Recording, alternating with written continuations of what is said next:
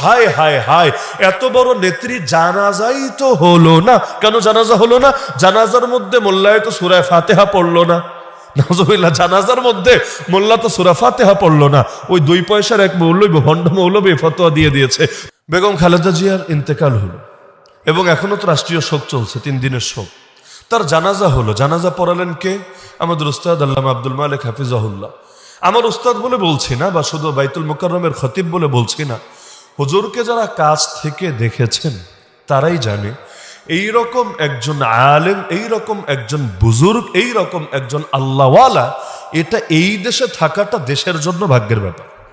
যার লেখা বই, আরে বাংলাদেশ তো বাংলাদেশ, যার লেখা বই মালয়েশিয়ায় বলেন, আফ্রিকায় বলেন, মিশরে বলেন, পৃথিবীর বহু দেশে সিলেবাস ভুক্ত। আমরা যখন মার্কাজউদ্দওয়ায় ছিলাম ইফতা বিভাগে, আমাদের চোখের সামনে আমরা দেখেছি মালয়েশিয়া থেকে মানুষ এসে দেখা করতো হুজুরের সাথে, যে আমরা তো তাকে দেখি নাই, আমরা তার কিতাব পড়েছি, এসেছিলাম ইস্তেমায়, এসেছিলাম অমুক প্রোগ্রামে, এসেছিলাম তমুক কাজে, তো এখন একবার দিলটা চাইলে হুজুরের সাথে সরাসরি দেখা করি।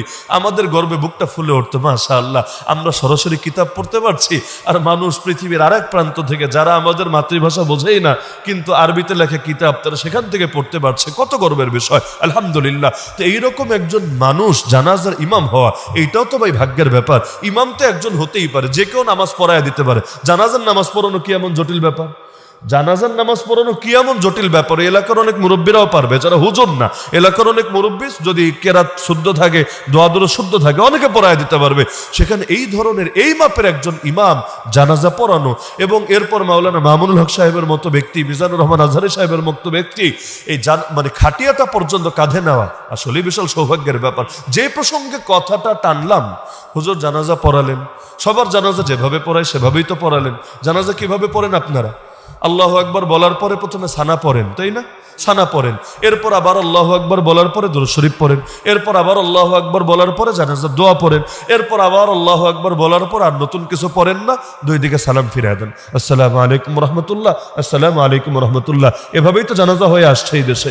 এমনকি এই যে বাচ্চারা প্রদর্শনী করবে একটু পরে, জানাজার প্রদর্শনী করলে খেয়াল করেন, আমি তো আর গায়েব জানি না, কিন্তু আমি চোখ বুঝে বলে দিতে পারবো যে দেখবেন প্রদর্শনীটা এভাবেই হবে, এই সিস্টেমে চলে আসবে। এমনকি অতীতেও যারা এই দেশে ইন্তেকাল করেছেন, যত রাষ্ট্রপ্রধান বলেন, যত দেশনায়ক বলেন, যত আলেমুলামা বলেন, যাদের হাজার হাজার না লক্ষ লক্ষ মানুষ যাদের জানাজা একত্রিত হয়েছে, জানাজা তো এভাবেই হয়েছে। কিন্তু ওই যে বললাম, কিছু মানুষের কাজই হলো চুলকানি, কিছু মানুষের কাজই হলো সব জায়গায় ফিতনা লাগানো, কিছু মানুষের কাজই হলো 5টা 10টা বিষয়ের বাইরে আর কোনো কিছু নিয়ে কোনো মাথা ব্যথাও নাই, টেনশনও নাই, চিন্তাও নাই। ওই তারা এখানে এসে হাজির, বলল হায় হায় হায়, এত বড় নেত্রী জানাজাই তো হলো না। কেন জানাজা হলো না? জানাজার মধ্যে মোল্লায় তো সূরা ফাতিহা পড়লো না। নাউজুবিল্লাহ, জানাজার মধ্যে মোল্লা তো সূরা ফাতিহা পড়লো না। ওই 2 পয়সার এক মৌলবী, ভণ্ড মৌলবী ফতোয়া দিয়ে দিয়েছে যে যেহেতু পড়লো না সুতরাং জানাজা হয় নাই। তাহলে এত বড় একজন নেত্রীকে জানাজা ছাড়াই দাফন করে দিল, কারণ যেই জানাজা পড়া না পড়া সমান হয় নাই, ওই জানাজার তো কোনো ভ্যালুও নাই। তারেক রহমান সাহেব কিভাবে মেনে নিল যে তার মায়ের জানাজা এরকম একজন ভণ্ডরে দিয়া পড়াইলো? নাউজুবিল্লাহ। অথচ আল্লামা আব্দুল মালিক হাফিজাহুল্লাহ ছাত্র দূরের কথা, তার ছাত্রের ছাত্র হওয়ারও ওইগুলো যোগ্য না। অথচ এইরকম একটা ইস্যু যে জানাজায় অন্তত 20 লাখের উপর নাকি মানুষে ছিল, মিডিয়ায় লিখেছে দেখলাম 24 লাখ থেকে 32 লাখের মাঝে হবে মোট সংখ্যাটা। একুরেট তো বের করা কঠিন। তাহলে সবার জানাজারে নাই করে দিল কেন? কারণ ওদের একটা মতের সাথে মিলে নাই। ওদের মত হলো জানাজার নামাজে সূরা ফাতিহা পড়া লাগবে, সূরা ফাতিহা পড়া লাগবে। যেহেতু এখানে সূরা ফাতিহা পড়ে নাই, সানা পাঠ করেছে। সানা যদিও ফাতিহার মধ্যে আল্লাহর প্রশংসা, আলহামদুলিল্লাহি রাব্বিল আলামিন, প্রশংসা কার? আর সুবহানাকাল্লাহুম্মা ওয়া বিহামদিক, ওয়া বিহামদিক, এখানেও প্রশংসা কার?